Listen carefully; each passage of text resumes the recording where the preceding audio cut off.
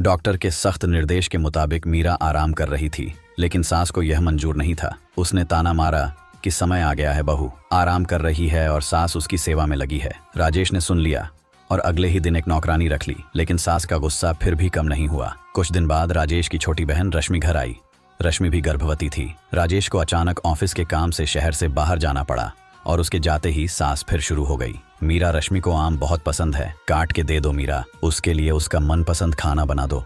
मीरा, रश्मि का कमरा साफ कर दो। मीरा चुपचाप सब करती रही। डिलीवरी की तारीखें पास थीं। एक दिन मीरा झाड़ू लगा रही थी दरवाजे के पास, तभी पेट में तेज दर्द उठा। उसकी चीख निकल गई। उसी वक्त राजेश घर लौटा, दौड़कर मीरा को थामा।